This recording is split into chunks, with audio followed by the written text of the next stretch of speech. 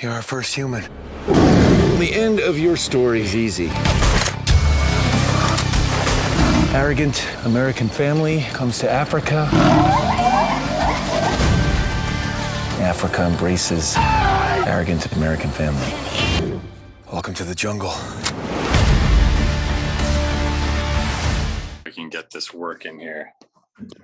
Hey, there we go. You're doing it. Look at you. How are you? How you doing, Phillip? Jeff in Vegas. I'm good, Jeff. I'm good. Thanks for doing this. Oh, my pleasure, man. I gotta figure out how I'm gonna do this. I left all my tripods and all the things that matter at home. I'm in Nevis, which is this little island. It's St. Kitts and Nevis down in the Caribbean. No kidding. And we're doing a film down here. But yeah, so I'm kind of I'm doing the balancing act with books and some headphones and a picture off the wall kind of a thing. Hi. Well, hi. Well, sorry to interrupt your vacation/shooting schedule. You're just interrupting quarantine. It's all good. Oh, okay, good, great. Well, thank you so much for joining me today to talk about Endangered Species. I love the film. I've actually watched it twice because I spoke to MJ last week, and so I thought, now I'm talking to you. I thought I got to watch it again to get some more insight. And I just love these kind of films, so it's a great thriller. It really is. So family adventure vacation.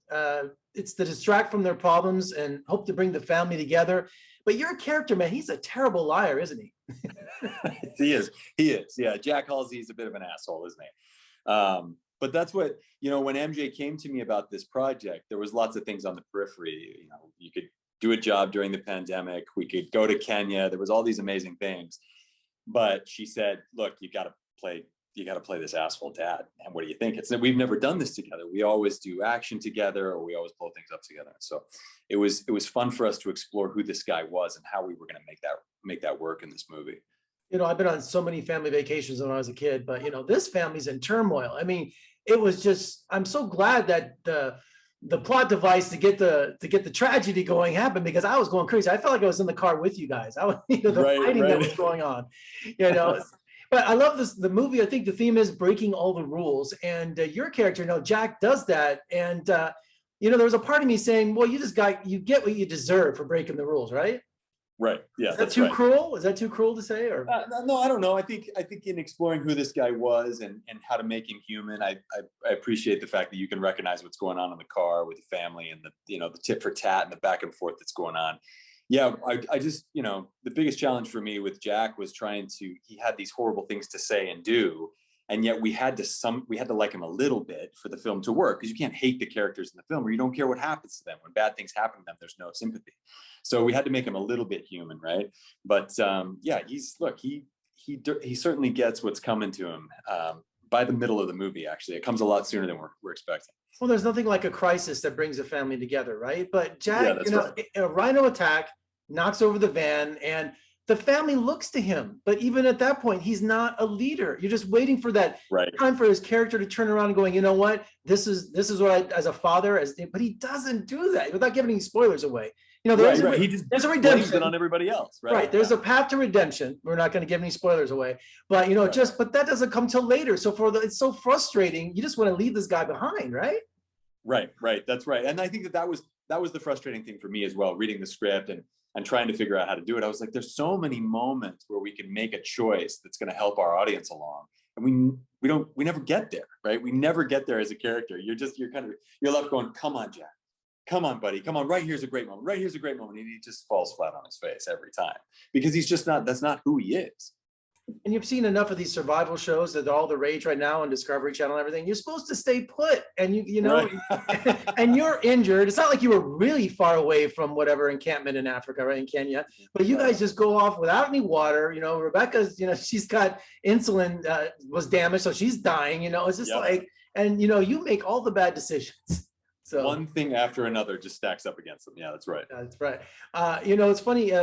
Did the cast bond quickly? Because I understand this movie was shot quickly. MJ said this was shot at a rapid pace, and it just seems like the cast, you guys were so together. You seem like a family, but did you have a bonding moment happen, or? I mean, we had a lot of time in the van, so the beginning half of the movie takes place in this little van, which we nicknamed Gertie. So Gertie was our go-to van. We had one van that had a roof that popped up, which we could do all the scenes looking in and looking out. And we had one that had a roof that was permanently down.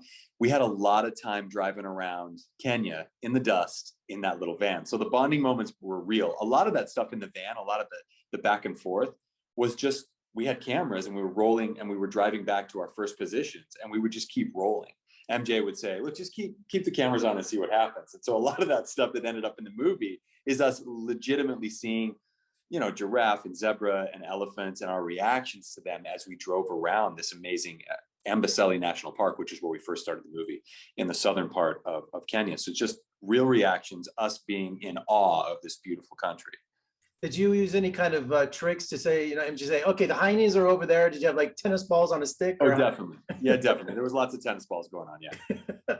Well, it was a majestic setting, and I don't want to give it away too much, but it turned into the most dangerous game towards the end, which I thought was exactly right. Yeah, that's exactly it was a great little twist on there. So I love how your character redeemed himself. I'm so glad because he was trying the best he could. So right. I'm glad it happened. So great thriller. Enjoy yourself in the Caribbean. I can't wait to see what you do next. After you're done there, though, Philip, you got to come to Las Vegas, and we'd love to. Yeah, that sounds good to me. I'm game for that. You're in paradise now, but come to a different paradise. Okay, brilliant. Hey, thank you, Jeff. Take care, buddy. Bye, man.